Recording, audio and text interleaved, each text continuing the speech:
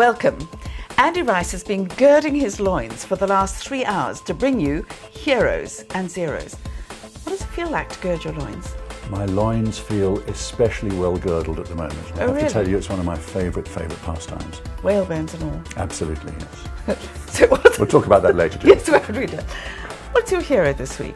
Well, I'll come to that in a moment. I just thought it might be useful for people who've stumbled upon this new form of heroes and zeros, the visual form, to understand the rigour with which we choose the heroes and zeros. And it was a question you asked me when we first started doing the radio show 10 years ago.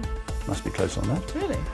And I said, well, as far as I can recall, I said it's a cocktail of subjectivity, ignorance and prejudice. Yes. And you thought that was absolutely worthwhile. I think that's right. Yeah, good. Well, that's exactly how we choose the heroes. And this week, I've chosen a hero from DSTV. As DSTV becomes a more pan-African channel, so we start to see advertising that's clearly not targeted at us in South Africa and is aimed at East or West Africa or wherever. So I was particularly thrilled to see a campaign for a brand called Econet, which I think is a mobile phone network like MTN or Vodacom, running some very sophisticated advertisements on DSTV. Full narratives about the emotional values of the brand and what it does to people's lives, rather than just talking about connectivity and megabytes and gigahertz and all the other things that people get absorbed by.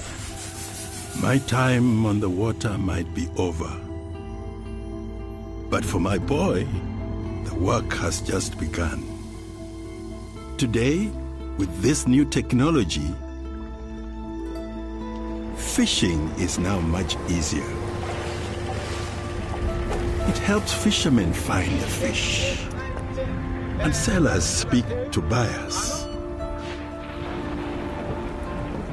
Without it, you might find yourself alone.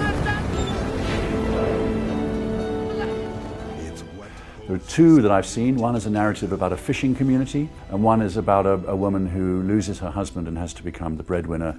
And in both cases, they are convincing, they're beautifully shot, and I think they're worthy of a hero by any standard this week.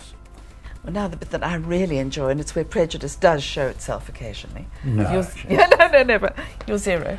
Right, well, last year at the Cannes Advertising Festival, Where you go once a year. where I go religiously, yes, and I'll be there in June again.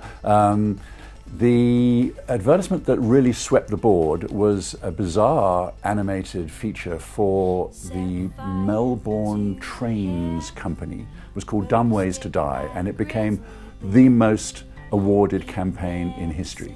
Now, advertising needs to borrow from cultures and it needs to reflect the styles that are current. But there's a big difference between being inspired by a piece of advertising and being, frankly, a copyist and someone who's borrowing rather too overtly. And that's what I think Budget Insurance have done with a television campaign on air at the moment. It's a similar animation style, it's got a similar musical track, but it is just quite evidently a poor copy, not inspired, but kind of reluctantly owing allegiance to the Dumb Ways to Die campaign.